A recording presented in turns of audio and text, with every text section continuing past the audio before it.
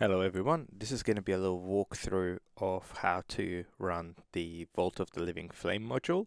I will show you the interactive bits on the maps and how to get started. So if you got that installed, then we just need to go into Encyclopedia, open up our notes, official creators, Melbourne Dungeon Master Publishing, and then we will need to just go through the introduction. This little chapter gives you all the relevant background information you should need for the Vault of the Living Flame. But you can actually skip it and we can go right into the adventure, starting with the Bones of the Mountain Pass. So click on the road least traveled, and this is how the adventure actually starts.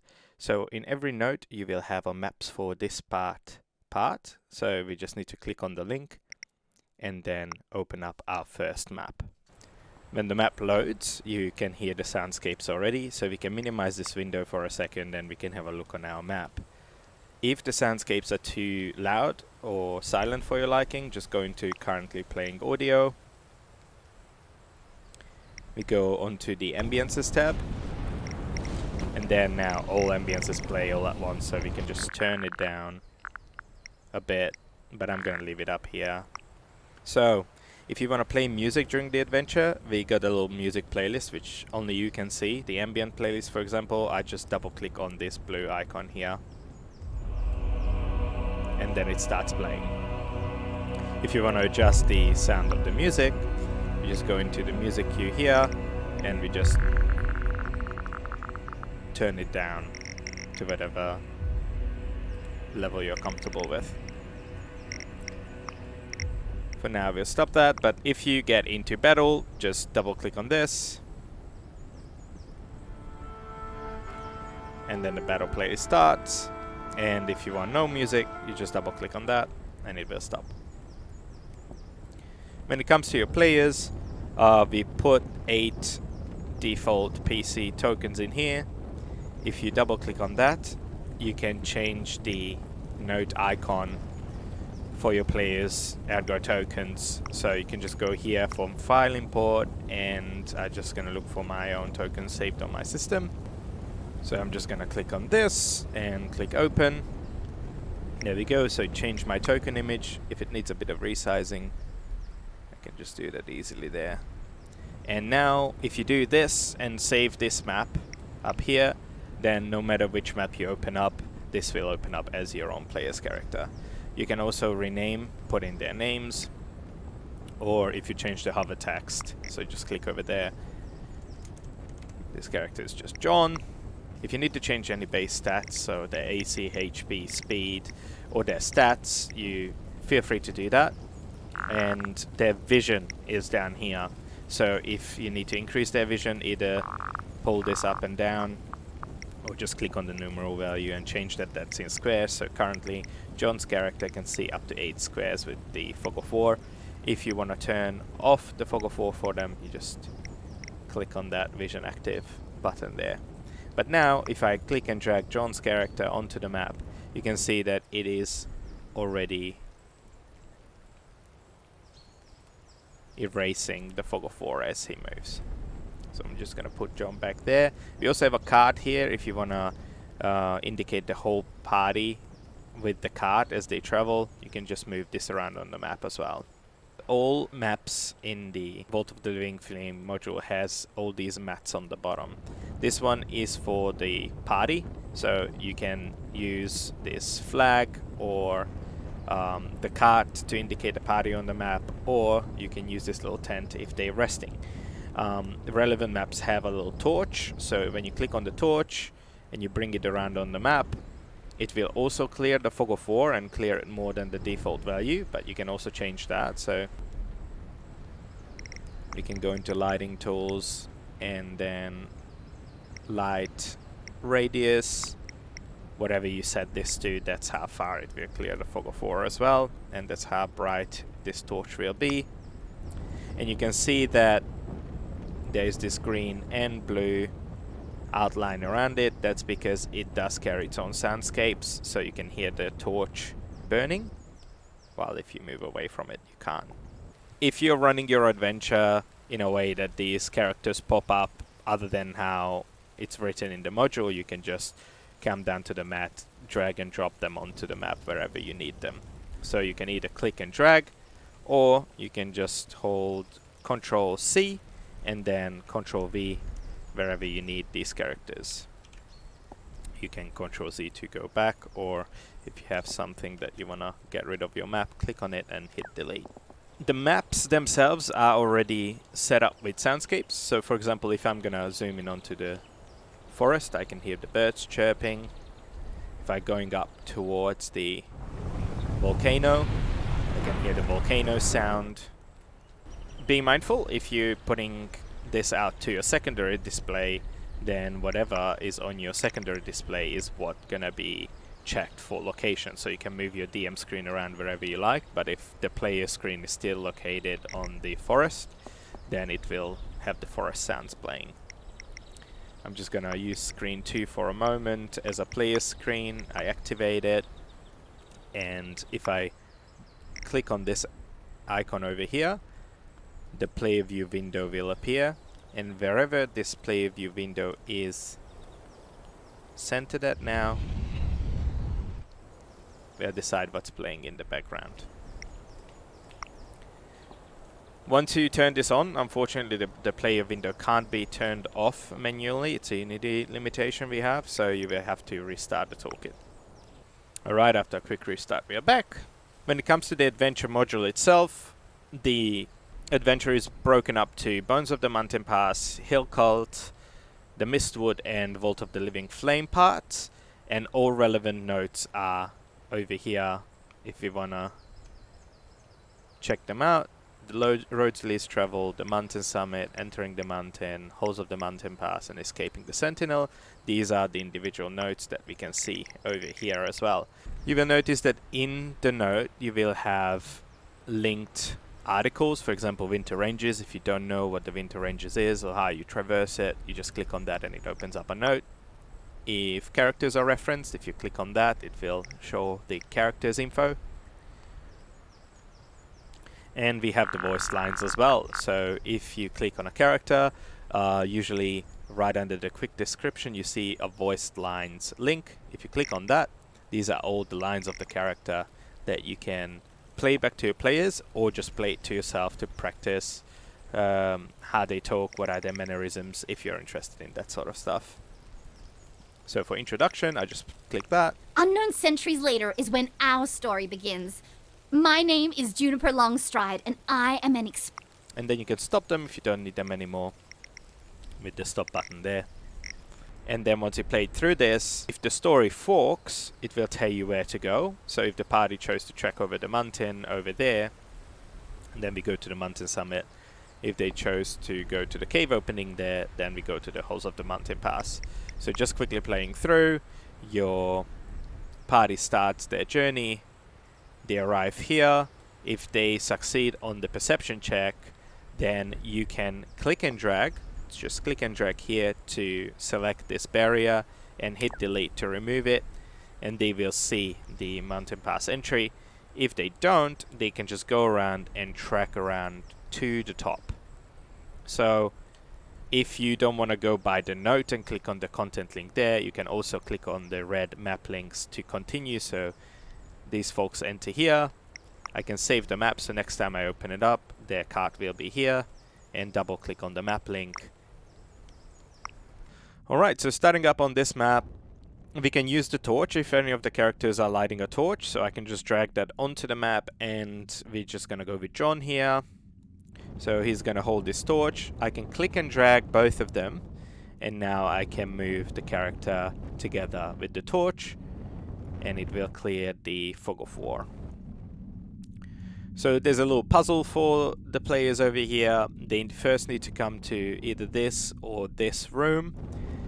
They will need to get this brazier out of this hole. So I can click and drag to select the brazier and the flame, bring it up there. Then they need to go to this other room.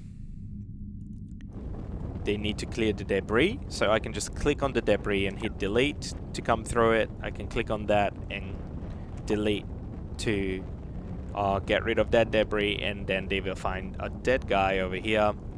If you open up the notes, which is just over here. About the dead guy, so there's a treasure note here. If the debris is clear to make gap into this area wider, the crushed bones of a long dead commoner are uncovered beneath. So this is our long dead commoner dude. Alright, so when they get here, click and drag to make sure you select the brazier and the flame, and then you can drag it and move it up there. So once you move the braziers to this wall of ice, up here you can see they will need to be lit. So the way you'll light the braziers is click and drag, and then everything is selected there, and you can just click one toggle hidden there, and then the sound will play on, and the flame becomes visible, and then we can melt away this passageway forward. Then I can just click on the fires, get rid of them if I need to, and then the character can move forward to the next map. And here we are entering the Halls of the Mountain Pass. We will need John's services again. I'm gonna put John there with a torch. Click and drag, select them both, and then we can move them through. So one way of getting up is coming through and squeezing through this corridor here, and then jumping onto the rubble and then climbing up. The way you make characters climb up is have them all selected, go into layering tools, go level, and move up one level. So you will see that they disappeared from this level. I can go up one level, and here is John, who climbed up to the next level. So that's one way of getting up here. I will just send John down. Oh, sorry, level, move down one level. And another way to go up is coming around here and using these staircases. So one thing you can investigate here is this little art piece on the floor, where you can vaguely make out a dragon, and there is a giant who are fighting, but it's long crumbled away. If you're interested in major locations, you can actually click your bookmark and it gives you info about what is what here. And you can also just jump to different location. If I click on Yetna's bedchamber, it jumps there. Entrance of the mountain, white tunnel, and that's how our notes work as well. So if I open up our notes here, if we have location markers, I can just click on that and it sentences the map there. But if I open up my bookmarks, I know that this is the Hall of History. I know that this is the first collapsed pillar. And I know this is the second collapsed pillar. Now we can go upwards as well. So I'm gonna send Joan up again. And then up one level on the map as well. And John will arrive here. So there is a stairway further up there, or if they go ahead, they will already hear the Yetna here. So there's a little encounter opportunity here with the polar bear and the Yetna. Is pretty strong, so beware. And there is a closed gate over here that they need to open in order to proceed any further. Now, to open that up, they will need to come around here and go up this set of stairs. So we're gonna send up John yet one more level. And then here we are. We are on top of the previous map, and from over here, if someone's got exceptional perception, they might be able to spot the Yetna there.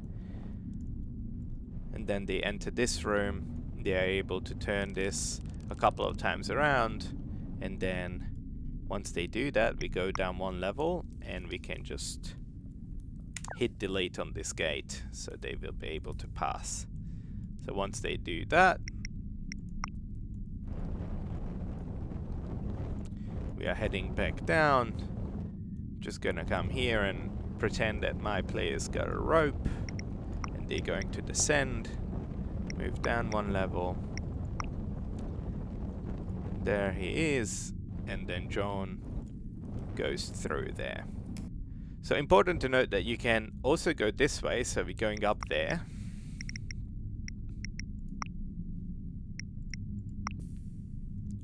And if the players jump through here, there will be another set of staircase going up, and that will lead to the summit. The mountain summit map here. So John was coming through here on the bottom, so I'm just gonna grab John, put him over here, and he arrives in this collapsed tower. If your adventurers were climbing the mountains from the world map, then they will arrive here, or they can come from this angle, whichever, and then they will approach the collapsed tower. Little do they know that 1 level up, the Val Ravin has made a nest and gonna come swoop around them. We're gonna need to send the Val Ravin down 1 level, so we go level, move down 1 level, and then it's gonna just swoop down and attack our players. If I double click on the Val Ravin, it gives me all info I might need about him, and we also have his lines. He just cries out a couple of times, just a little spook. I was danger. So the more you click on that, the more randomized lines it's gonna feed for you. But yeah, the Val Ravin is not very friendly, nor very sane. Once you defeat it, you can just hit delete, or you can just go into image manipulation tools and then turn down the brightness all the way. So it's gone, it's done. And then we can walk around it and then go back to the mountain. If you just came from downstairs, then you just entered another encounter and then you can go back, because if you're just going this way back, you just end up on the world map again. So double click on that and we are climbing back down. Alright, so I opened up the Halls of the Mountain Pass again, and if you were coming from upstairs, we just go to level 2, and this is where John is, where we left him. So people coming from above will need to cross here, jump this obstacle, open up the door again, come back, and I'm gonna send John down. There he is. And we are going through. Excuse me, Mr. Yothnar, I need to pass. And this hypothetical adventure, the Yothnar is very polite and lets us just go. And then we enter back to the region map. So over here, if the adventurers went up to the mountain's summit, this is the mountain summit with the broken tower. If they went into here, then they will be spit out somewhere over here. This is where you exit from the Yothnar's area. If you open up the bookmarks, you can see that this is exiting the halls over here. So your players will continue their journey up to Hilkalt. So in Hilkalt, they will first arrive to the village. This is the village map. We have the villagers down here if you need them for any reason, but they are also placed on the map.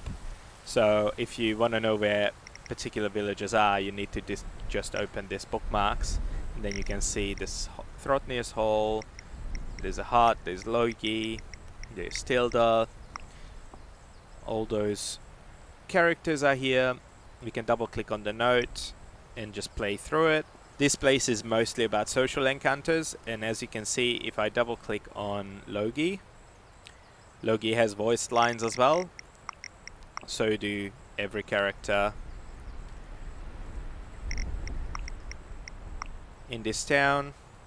One thing that's hidden here is right under this villager 5 over here. We just move her. Oh yeah. We're just gonna move her of the carpet. If the carpet is moved away, it does reveal a little cellar here. So if you move down one level, you can see that there is a cellar full of food and drinks. But to get that, you will need to get violent with the villagers, because Throtnir here does not want to give that up easily. And this is all they have as well, so if your adventurers decide to rob this, then the village's fate is pretty much sealed. So yeah, let your players get to know people. Next up, you will be sent to the Obsidian Temple. So the next chapter is the Obsidian Temple, so that's the one. So from here, the cart moves up there, and I can double click on the Obsidian Temple map and open it up. Alrighty, and here is the Obsidian Temple map.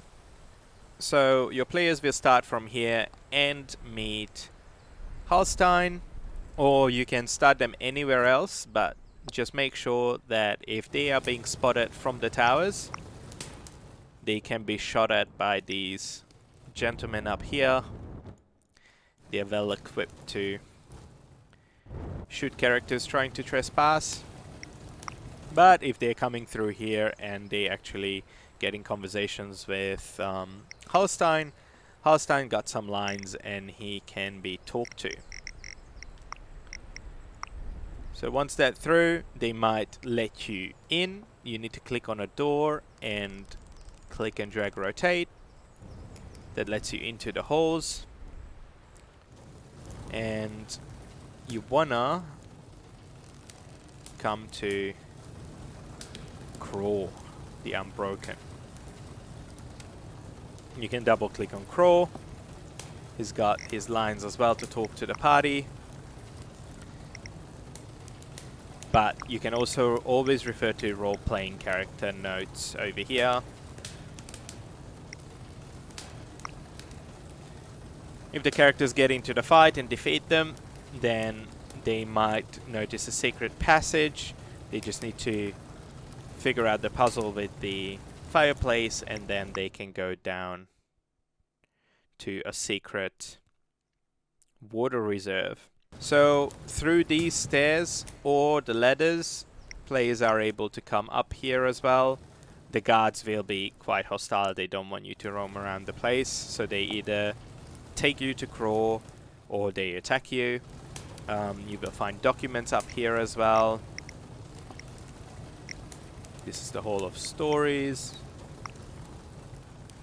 And then they can go one more level up to the rooftop of the Obsidian Tower and have a look around on the map. Once we are finished here, we go to Hilkalt's Fate. So these are the possible outcomes of the adventure so far. So you do a little summary for them, and we are moving on to the next major part of the adventure, Chapter 3. We start with the Mistwood there. Then our cart will move from here first to the Mistwood. This is where the bridge is, where the Mistwood map is. So the way this map is built up is that you can have random encounters in there. If you want your adventure to last for a couple more sessions, you can literally go through all of these. Quite fun. But otherwise you can just go through a single encounter here, or just make up your own. We got the Winter Breeze. Now for this, a blizzard will envelop the map, which is just up here. So if I click on that blizzard, hold Control and click and drag down, we can just put this overlay onto the map here. It will come with the blizzard sounds as well. And then we can remove it if they defeat or run away from the Draugr. And then we got Toskir. Toskir is just hanging out here. You can double click on him, and he's got voice lines as well.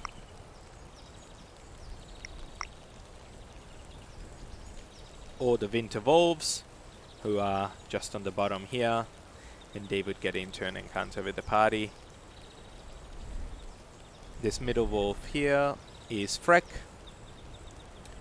and Freck has some lines as well. You can talk to the party. So once you played through those, you continue your way up here and going to Sythric's Eye. Once we gone through the Mistwood, we arrive at Sythric's Eye. Alright, so over here we grab John again.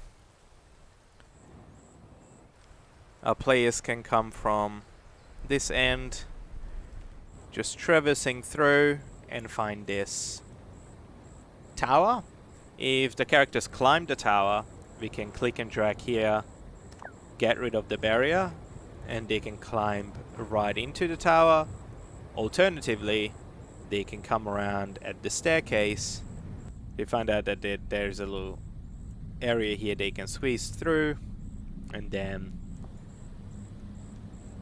they can enter here. So there is a bag here that's hidden, so you can click on that to reveal it, but you can also hold Alt and you can see that there's a couple of things hidden here. So there is this, there's remnants of a fire, and they can loot and then move into this area here. So from here we can go right. So if they want to climb through the rubble, we can just move it out of the way, and then they will be able to see through there and move through there. But if they continue downwards, there's the lava room. These are almost impossible to open, but they might be able to do it, and then enter here, get into the lava room, have the encounter with the magma elemental, and if the magma elemental is defeated, then it will leave behind the molten heart. So we grab that molten heart, then we move through here.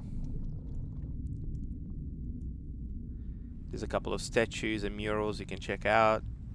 Just refer to the notes, and then we come here to the elevator.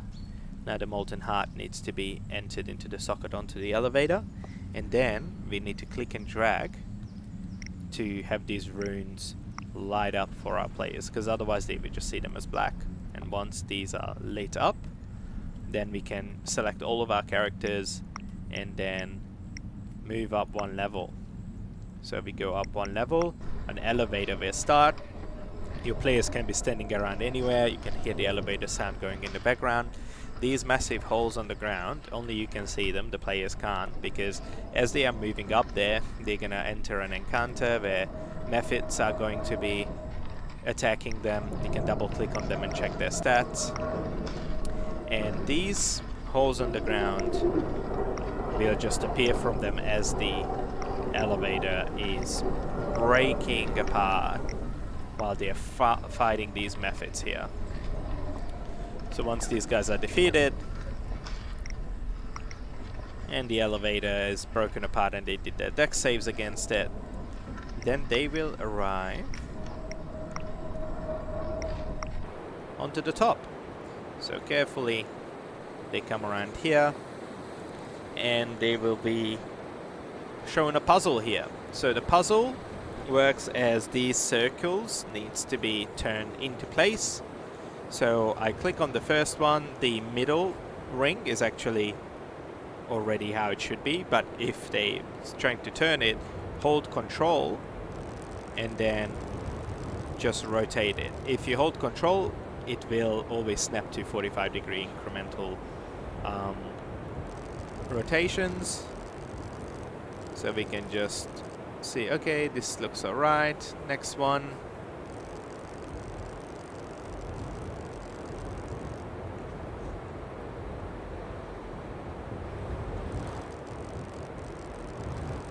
There we go. And then last one.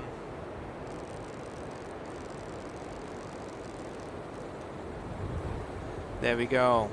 So once they complete the picture, we can just click over here on the middle and then toggle hidden. The fire will burn up and it will shine a beam through a volcano in the distance that's erupting. So we're gonna go and hit up our nodes. Oh, I need to go down a couple of levels for that. There we go. These are our nodes. And it tells us that the party heads towards the volcano. So we go back to the region map and we move the cart. There we go. So the cart moves from here through here up to here. This is our next destination.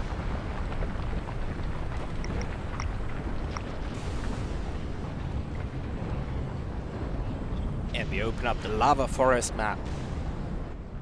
And we arrive to this area here. So it's pretty much up to you how hard you want to make this to your players. But we have all the lost here on the bottom.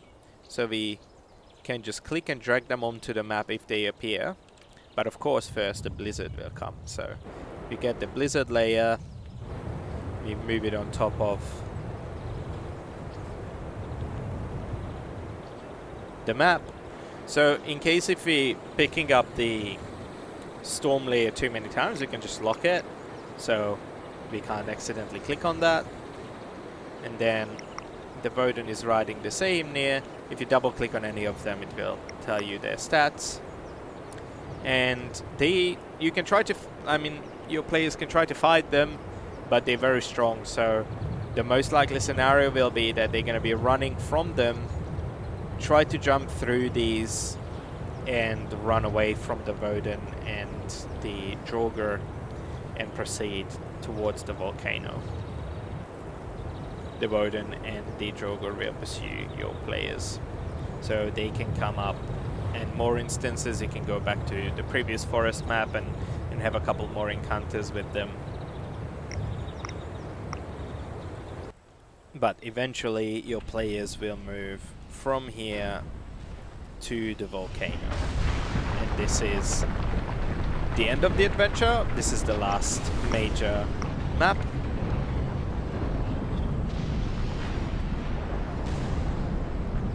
So our friend John will get us through this part as well. Oh, not in his eye. Oh, there we go. Perfect. So we can move John. In here there's a lava room. It's very hot, very dangerous. They will need to find a way to go ahead, and it's pretty hard because there's lava flowing from the roof over here. So what they will need to do is find this hidden duct, and then they can climb through that, enter a smoke room. If they dare to come through here, they will find 2 corpses here and they can loot some pretty awesome stuff from them. Otherwise, they will come through here.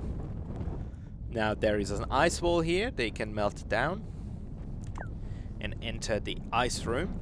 There will be an encounter here as well. And come up through the stairs. Or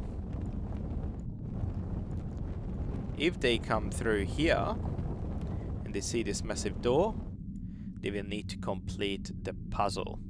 Poetic door on the map. And if they solve the puzzle, it's also a rotation based puzzle, so you need to put these the right order. And then the doors will open.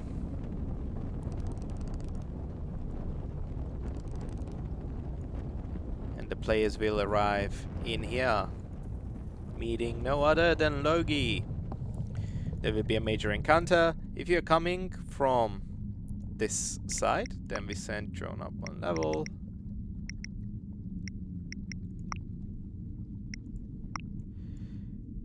And we can come through here, and Logi maybe notices us and it kicks in the encounter. Or they can come all the way up here, go downstairs,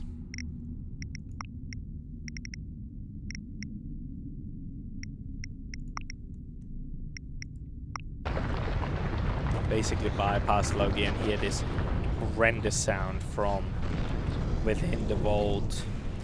These blackened parts are quite hot to step on, and that's because during the encounter with Logi will try to guide the lava to melt the ice. The way it works, it already opened up all these different parts for it, and we need to click on the ground and hit delete, or click on the ground and toggle hidden.